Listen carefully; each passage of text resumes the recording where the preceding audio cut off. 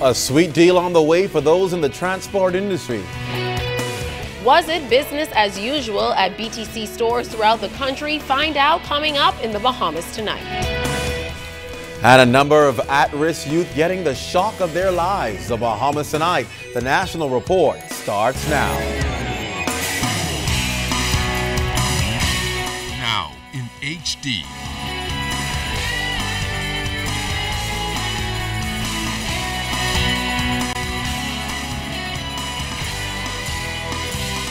ZNS Network presents The Bahamas Tonight. This portion of the news brought to you by BTC Every Day. Government is tonight responding to a report from the Organization of American States on the Carmichael Road Detention Center. Good evening, everyone. I'm Charisma Robinson. And I'm Clint Watson. This report comes amid a string of other reviews that cast a negative shadow on the Carmichael Road facility. It also comes following an extensive public relations campaign by the Foreign Affairs and Immigration Minister to correct what he has termed as misinformation by political pundits and special interest groups. Tonight, Jim Leader Swain joins us live in studio with the government's response to this latest round of accusations from an international report by the Organization of American States. Jim Leader, what can you tell us tonight?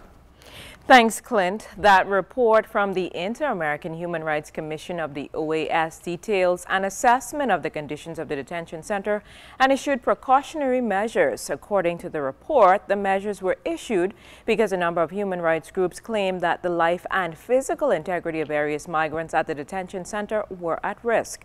But officials at the Ministry of Foreign Affairs and Immigration say they believe that many of the concerns are overstated and inaccurate.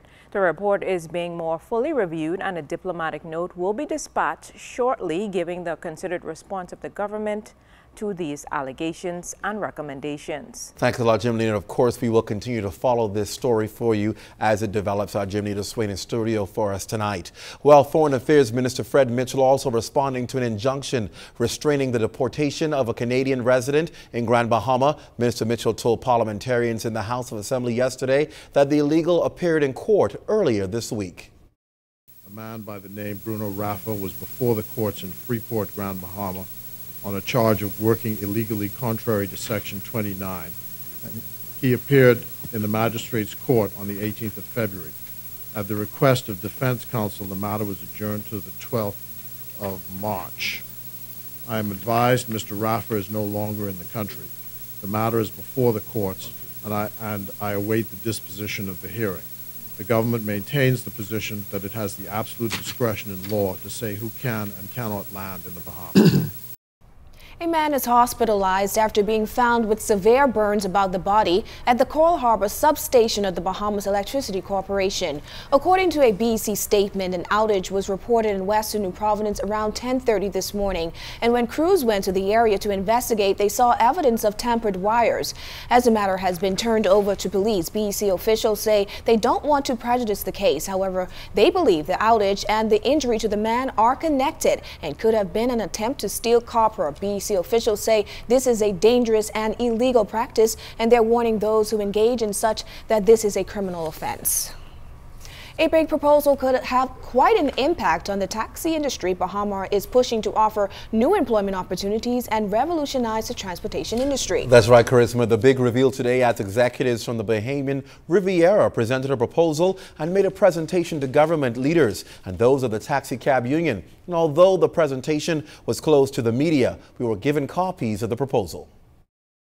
The new innovative program is being described as a revolutionary measure to transform and modernize the transportation industry and as a result create additional jobs for taxi drivers.